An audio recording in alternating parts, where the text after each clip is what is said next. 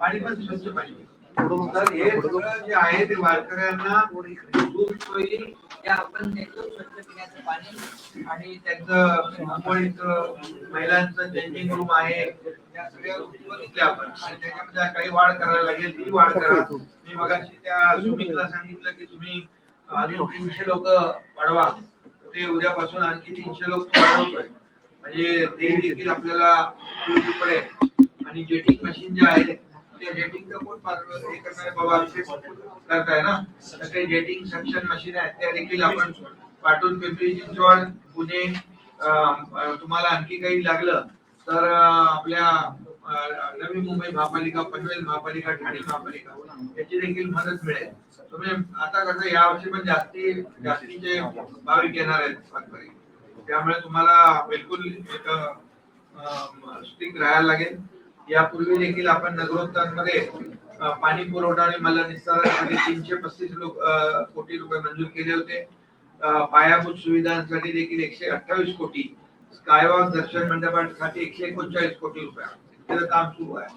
आता 5 कोटी रुपये त्यांनी मागितले, आपण ताबडतोब मंदिर परिसरामध्ये देखील 73 कोटी रुपयाचं आपण मंजुरी केलेली आहे. असं एकूण 671 कोटी रुपयाची मंजुरी दिली आहे. टप्प्याटप्प्याने ते पैसे या ठिकाणी मिळत आहेत. आणि यामध्ये बाकी जे काही तुम्ही जर्मन हँगर आहे, सफाई कर्मचारी आहेत, एलपीजी कक्ष आहे, टॉयलेट आहेत, पाणी पुरवठा टँकर आहेत, हे सगळ्यांचं जे काही नियोजन केलेलं आहे ते नियोजन चांगलं आहे. यावर्षी आपण वाढ देखील केली आहे त्याच्यामध्ये.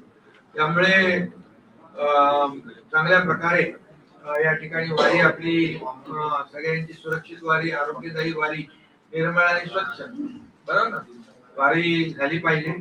आणि सगळ्यांनी आता त्यामध्ये सहभागी झालं पाहिजे. सगळ्या यंत्रणा, नगर परिषदेपासून सगळ्या यंत्रणा यामध्ये एक टीम बनून आपण काम करा. आणि त्यामुळे टीम म्हणजे सगळ्यांनी मिळून ठरवलं की आलेला वारकरी आपल्याला बोलून गेला पाहिजे की ह्या वेळेचं नियोजन चांगलं होतं, अशा प्रकारचा अपेक्षा आपल्याला आपल्याकडून त्यांची आहे. आणि बाकी काही लागलं आणखी कलेक्टर महोदय नगर विकास कडून तर मी ताबडतोब मला सांगा, त्याच्यासाठी देखील पैशाची व्यवस्था केली जाईल. आरोग्य विभाग तर आरोग्य मंत्री अगोदर पण एकदा व्हिजिट करून गेलेले आहेत, परिवहन मंत्री इकडे आले होते. आणि बसेसचा देखील काही तुटवडा असेल तरी तोही सांगा, काही बसेस काय वाढवायचे असतील त्या देखील आपल्याला करता येईल. आणि त्यामुळे आपली वारी निर्मल वारी झाली पाहिजे. आता अँब्युलन्सची तुम्ही मागणी केली, अँब्युलन्स देखील उद्यापर्यंत पोहोचून जाईल. आणि मंदिर समितीला जे सांगितलं आपण की ते जे बाकडे आणि बसायला ते मगाशी आम्ही गेलो होतो तिथे, तर त्यांनी ते तसं आपल्याकडे बोलले मगाशी जातो तर ते शेडमध्ये ते करा. आणि यावेळी आरोग्य मंत्री स्वतः आले होते आणि त्यांनी एअर अँब्युलन्सची देखील सोय या ठिकाणी करता येतं. ते एअर अँब्युलन्सची 24-25 ऐवजी अगोदर पासून आपण व्यवस्था होईल असं करू. मी देखील एक याला सांगितलंय तर MSRDC ला तर 2 एअर अँब्युलन्स असतील तर कुठे काही कुणातरी काही होऊ नये. परंतु असा कुठली असली घटना झाली तर ताबडतोब त्याचा जीव वाचवला पाहिजे, यासाठी आपण काम केलं पाहिजे. NDRF चे लोक देखील चांगलं काम करताना पाहिलं आपण. अग्निशमन दलाची लोक काम करतात. लोड शेडिंगच्या बाबतीमध्ये आता तुम्हाला सांगितलेलं आहे तर तुम्ही ते बघा. CCTV सगळं असतील, आपली ऍड्रेस सिस्टीम, आपली हे अनाउन्समेंटची देखील व्यवस्था, त्या 108 अँब्युलन्सच्या बद्दल देखील सांगितलं. 65 एकर मध्ये देखील अतिरिक्त व्यवस्था केली आपण. त्यामध्ये फक्त आपल्याला ती वापर करता येईल त्या दृष्टीने PWD ने त्याचं ते काय मॅनेजमेंट आहे व्यवस्थित लेवलिंग करणं वगैरे ते आपल्याला केलं पाहिजे. सक्शन मशीन तुम्हाला जेटिंग मशीन हे इतर महापालिकांकडून उपलब्ध करून देईल, त्याचं देखील कॉर्डिनेशन होईल. आणि मला वाटतं ट्रॅफिकच्या संदर्भात देखील स्वतः गृहराज्यमंत्री इकडे आहे, ते देखील ट्रॅफिक म्हणजे ते फक्त वारीच्या कृती नाही तर इतरही 12 महिने ट्रॅफिकचे नीट नियोजन झालं पाहिजे. एवढी गर्दी बॅरियर लावले येणार नाही.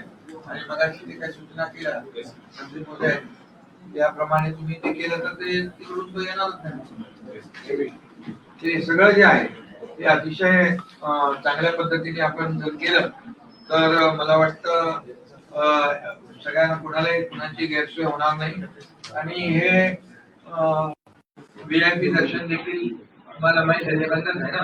आता मी पण गेलो तर मी ते मुखदर्शन घेतलं पण वारी आपली म्हणजे रामसुरूड आणि आषाढीला देखील आपण जे पूजा केली मी सुरुवातीला तेव्हा देखील आपण तेव्हापासून राम बंद करू नये राम देखील चालू राहिली पाहिजे अशा प्रकारचं नियोजन केलंय. कारण इथला VIP कोण आहे?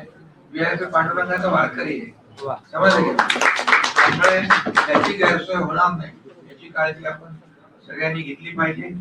रस्त्याच्या बद्दल देखील RMCच्या माध्यमातून ताबडतोबीने ते प्रयोग करा तुम्ही आणि लोकांचा बिलकुल त्रास जो आहे तो देखील दूर होईल. त्यामुळे मला वाटतं असं आपण सगळ्यांनी मिळून काम केलं तर अतिशय बाधित आपल्याला आता मंदिरामध्ये दर्शनानंतर भेटलेले त्यांच्यासोबत काय चर्चा झाली, त्यांना काय आश्वासने आली? एवढीच भावना व्यक्त केली की आम्हाला विश्वासात घेऊन या ठिकाणी कॉरिडॉर करा. लाखो वारकरी येतात त्यांची गैरसोय होऊ नये यासाठी आमचं देखील सहकार्य बिलकुल मिळेल. आणि त्यांनी एक भेट मीटिंग मागितलेली आहे तर त्यांना आम्ही कुठलाही प्रकल्प आपलं महायुतीचं सरकार हे सर्वसामान्य जनतेचं सरकार आहे, सर्वसामान्य लोकांचं सरकार आहे. त्यामुळे आम्ही कुठलाही कुणावरही जोर जबरदस्ती करून कुठलाही प्रकल्प रेटून पुढे नेत नाही. आणि मी त्यांना सांगितलेलं आहे की तुमचा विश्वासात घेऊन आपण करू. कारण लाखो वारकरी येत आहेत, वारकऱ्यांची संख्या वाढते. त्यामुळे जे आता आपण आता जागा जी आहे ती अपुरी पडते आणि म्हणून त्यासाठी सहकार्याची आवश्यकता आहे. पण हे करत असताना जे पिढ्यानपिढ्या इथं राहत आहेत, आपला व्यवसाय करतात, त्यांच्यावर देखील कुठलाही अन्याय होणार नाही. त्यांनी देखील ते आषाढीच्या दिवशी काय ते आंदोलन करणार होते पण त्यांना मी सांगितलं आषाढीची वारी पूजा निर्विघ्नपणे झाली पाहिजे, त्याच्यात तुमचं सहकार्य पाहिजे. तर त्यांनी तो होतोय जवळ सरकार 12 ठिकाणी आरोग्य शिबिर घेतली जाईल, त्याची संख्या आता कमी झालेली आहे, त्याचा भाविकांना चांगला लाभ होतात. तर ही शिबिर आणखी वाढवणार आहात का? वाढवून आवश्यकतेनुसार आणखी वाढवू. तानाजीरावांच्या टायमाला मी स्वतः पाहिजे आणि कुठे आरोग्यमंत्री महोदय आपल्या टीमला सांगून टाका कुठे आणखी आपल्याला करायचं आहे ते काय फटाफट तयार होऊन इमिजिएट लगेच चालू करू आम्हाला. चालू आहे आणि आता गोपाळपुरात 3 ठिकाणी चालू आहे. तुमच्या ठिकाणी चालू असे 3 आता चालू आहे. अजून वाढवायची असेल आपण वाढवूया. इन्फ्रास्ट्रक्चर कमी आहे. भाविकांना ज्या सोयी मिळत होत्या त्या आता मिळत नाही. ज्या काय मिळत नाही त्या सगळ्या आरोग्य विभागाच्या माध्यमातून आपण सुरू करू. आरोग्य मंत्र्यांना घेऊन आलोय आणि ते अनुभवी आरोग्य मंत्री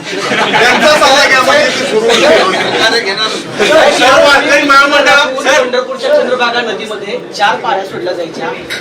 सोलापूरची समांतर पाईपलाईन जी झालेली आहे त्याच्यामुळे एकच पाळी यावेळेस मिळाली. त्याच्यामुळे भविष्यात उजनीकाठचा जो शेतकरी आहे नदीकाठचा तो देखील अडचणीत येणार आहे आणि चंद्रभागेमध्ये देखील भाविकांना पाणी कमी पडणार आहे.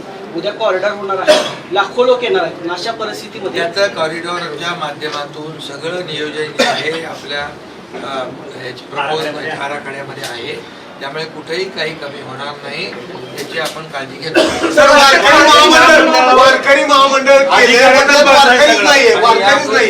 वारकरी महामंडळ नुसतं वारकरी महामंडळ नाव आहे, अधिकारी नाही. बरं ठीक आहे. त्याच्या बाबतीमध्ये नक्की विचार करू. मुख्यमंत्री महोदयांशी मी स्वतः बोलतो आणि या बाबतीमध्ये कधी होणार आहे? गेली 7 ते 8 वर्ष झालं मशीन समिती तीच आहे. ते आषाढीला तर त्यांना काम करू देत.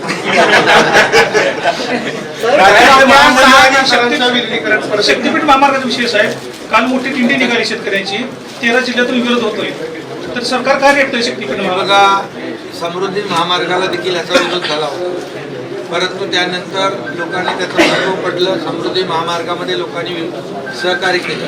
आता काही ठिकाणी विरोध होतोय पण हा प्रकल्प जो आहे जिथं विरोध होतोय तिथून आम्ही काही त्याचा अलाइनमेंट चेंज करण्याचा देखील निर्णय घेतलेला आहे. परंतु जिथं लोकांना कळतंय की बाबा याचा फायदा होणार आहे तिथे लोक येत आहेत स्वतःहून. सर राज्यातला सर्वात मोठा पक्ष आता आपला शिवसेना बनलेला आहे. सगळ्यात जास्त खासदार आपल्याकडे आहेत. पुढचं देवाकडे काय अजून देवाकडे कुठला आशीर्वाद पाहिजे? हे बघा, देवाकडं मागणं आम्ही हेच मागतो की बळीराजाला सुखी ठेव, शेतकरी आमचा अन्नदाता आहे, चांगला पाऊस पडू दे, सगळ्यांचं म्हणजे समृद्ध होऊ दे. शेतकरी बळीराजा, कधी पण आम्ही शेतकऱ्यासाठी बळीराजा हा आमचा सगळ्यात महत्वाचा घटक आहे. आणि म्हणून मी नेहमी सरकारच्या तिजोरीवर पहिला अधिकार बळीराजाचा आहे आणि त्याला सुखी करण्याचं साकडं घातलेलं आहे. महाराष्ट्रातल्या सर्व जनतेला सुखी करणं, महाराष्ट्राचा विकास भरभराट होऊ द्या अशा प्रकारचं परमेश्वराकडे, पांडुरंगाकडे साहेब, आपण वारकऱ्यांच्या सेवेसाठी पावसात भिजताय आणि दुसऱ्या बाजूला देवाच्या नावाने, रामरक्षाच्या नावाने आंदोलन केलं जातं. कसा फरक आहे? आपण एका बाजूला पावसात भिजत आज वारकऱ्यांचा संवाद साधला, त्याच्या अडीअडचणी जाणून घेतल्या. रामरक्षा हे फक्त वेगळी प्रेम आहे, हा दिखावा आहे. ज्यांनी राम भक्ताला चोर म्हटलं, राम भक्ताला हरामखोर म्हटलं, आता ते आता राम रक्षा करायला लागले. आता त्यांनी त्यांच्या पक्षाची रक्षा करण्यासाठी ते राम रक्षा आज जास्ती काय राजकीय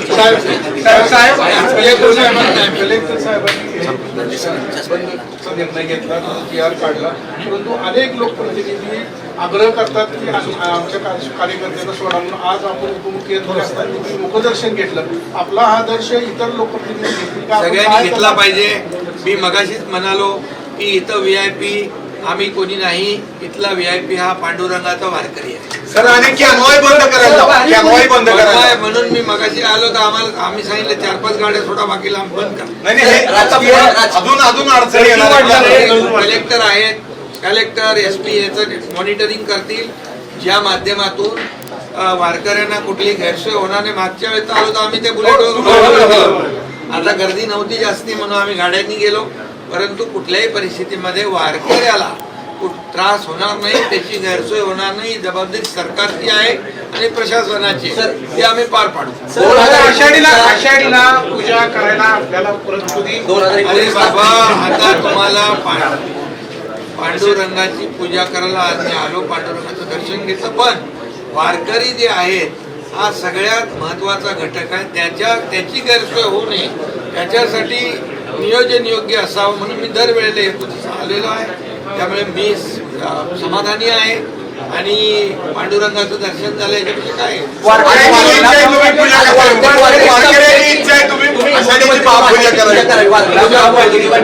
अरे बाबा, मागच्या आता कार्तिक